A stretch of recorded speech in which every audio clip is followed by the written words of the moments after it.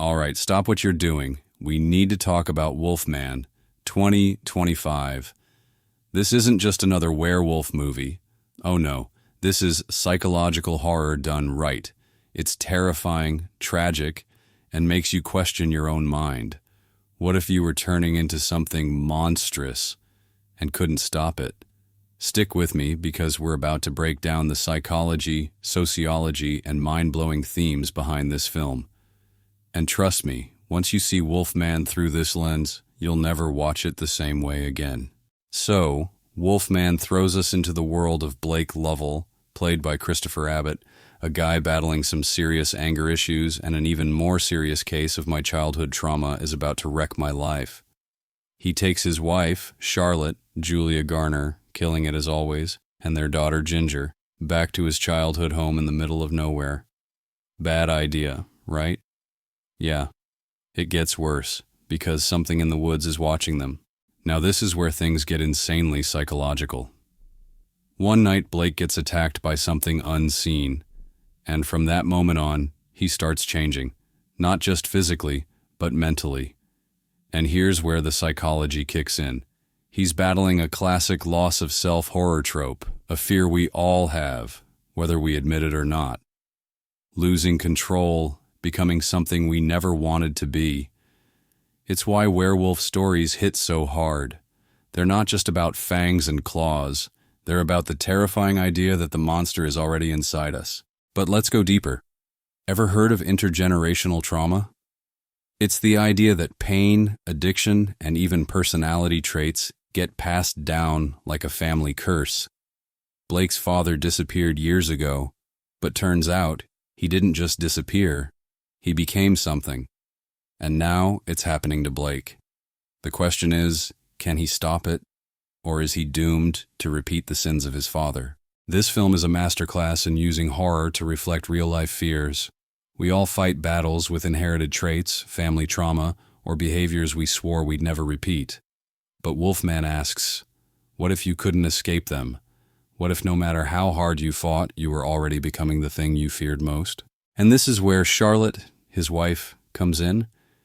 She sees what's happening and has to make the impossible choice. Stay and save the man she loves, or run before he destroys them all. And here's where the sociology kicks in. This isn't just about one man's nightmare. This is about how families handle crisis. Think about it.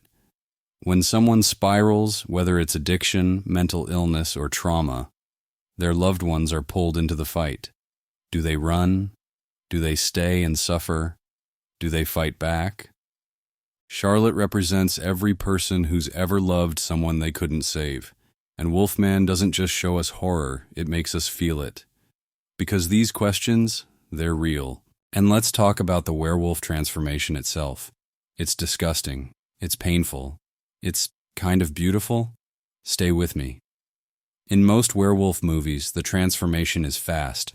Bam! You're a beast. But in Wolfman, it's slow. It drags out the horror, making us feel every ounce of suffering. And that's what makes it terrifying. Because change, real change, doesn't happen in an instant. It sneaks up on you. One bad decision, one slip, one instinct you can't ignore, and suddenly, you're someone else. It's also a metaphor for mental health struggles. People don't wake up one day as a different person. It happens gradually, just like Blake's transformation. And this is where Wolfman hits you with the ultimate gut punch. The thing that attacked Blake, his father. This moment is everything. It's the past versus the present. The monster Blake has been running from is him. And to survive, he has to destroy his own legacy. Sociologically, this is huge. How often do we hear stories of people breaking cycles, walking away from toxic family patterns? This movie takes that idea and turns it into literal, blood-soaked horror. Fight your past or become it. And in the end, it's not Blake who makes it out. It's his wife and daughter. That's the message here. Survival isn't just about brute strength. It's about choosing a new path. Wolfman is more than a horror movie. It's a psychological and sociological masterpiece that forces us to ask, are we in control of our fate? Or are we just playing out the stories written before us? So, tell me, what do you think? Was Blake ever really in control, or was his fate sealed the moment he was born? Drop your thoughts in the comments and let's break this down together. And hey, if you love movies that make you think as much as they make you scream, hit that like button, subscribe, and turn on notifications. Because here at The Social Lens, we don't just watch movies, we see them. I'll see you in the next one. Stay sharp.